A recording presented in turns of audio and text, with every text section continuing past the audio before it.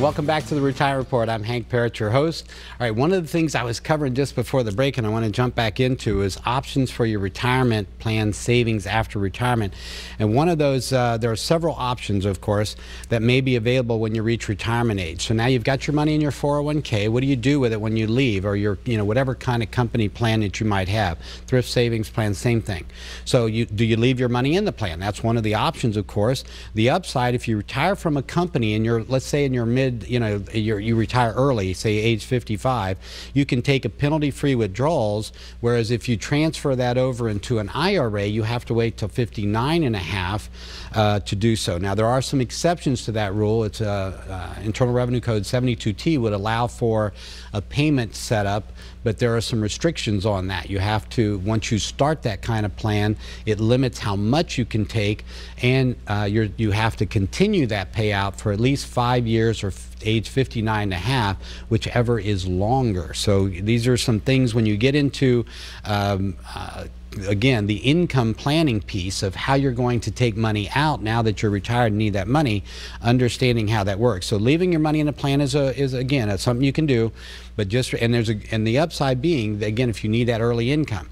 The downside, of course, is that when you're limited in terms of your investment options with those within a plan. So when you can move it out into an IRA, you open up a lot more investment options, which can help you tremendously as far as your asset allocation and making sure that your money lasts, throughout your lifetime. So, this is one of the 401ks when you're in any kind of company plan, especially if you're getting matching. The two big benefits, if you can get matched, that's free money. The other is tax deferral, which can help you with regard to the future. Again, depends on your situation for each person. If you're the tax deferral, if it keeps you in a 15% bracket, let's say, where you might be paying 25% tax, that could be a big benefit, especially if you're going to be in that 15% bracket when you retire.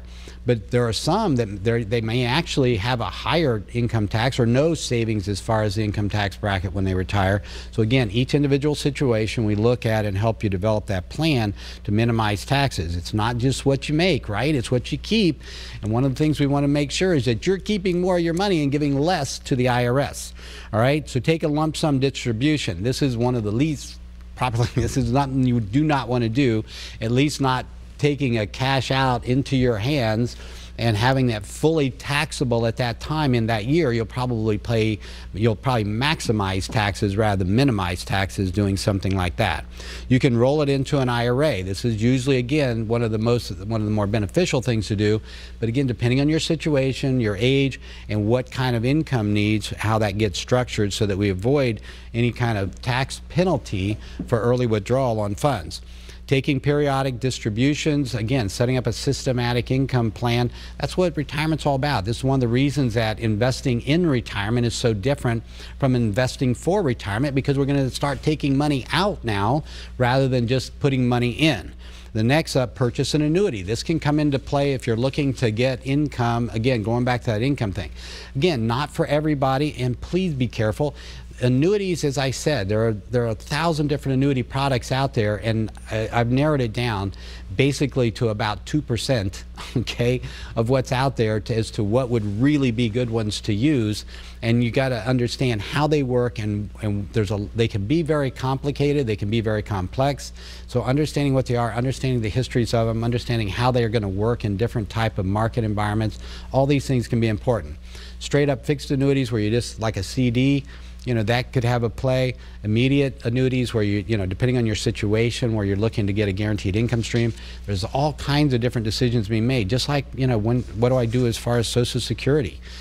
Timing of Social Security benefits is another thing that falls in the same category of what works for your individual situation. And that's one of the things we look at as well. So when it comes to timing of Social Security benefits, do you take at age 62? This is at the first age at which you can take Social Security. Do you wait till your full retirement age according to Social Security's numbers, which would be between age 66 and 67, depending on your date of birth? Or do you wait and defer to taking it to age 70 when you can get maximum benefit? Keeping in mind, Social Security, for every year you postpone taking, it goes up about 8% a year as far as that income. And depending, again, if the longer you live, the more that could be beneficial to you.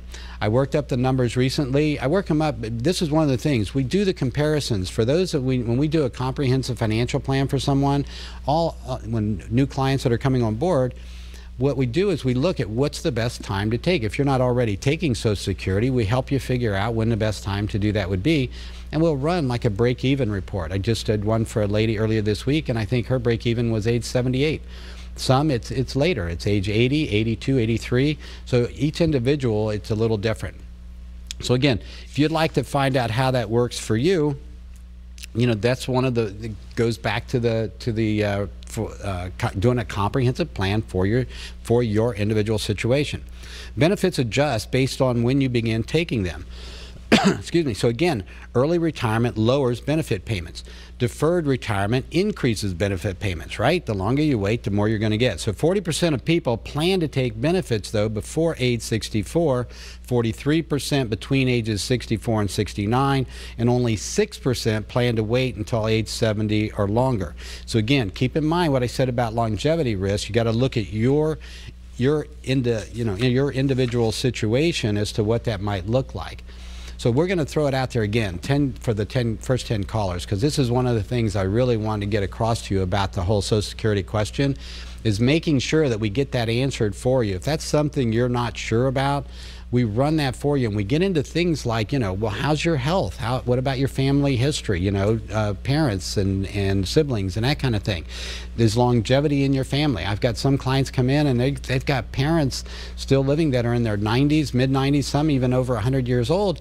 And for them, and they're in good health themselves, there's a good chance they're going to live a long life as well. And that's going to play into that decision as well as other decisions when it comes to setting up a retirement plan.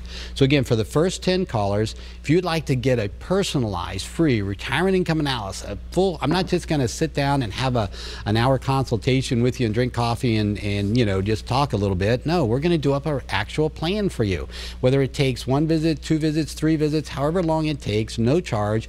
You're going to get a plan that you can use, all right, going forward, something concrete that you can really put to use that'll help you with those Social Security decisions, Medicare decisions, investment analysis, so you know how to invest properly and make sure you're doing the right things there. We get into all that, an income plan, tax planning. We'll even talk about estate planning as far as, you know, what comes next. If you don't have wills, or if you have them, talk about the difference between wills and trusts. All of that is part of this plan. Tess is standing by to get your information, 615-376-5325.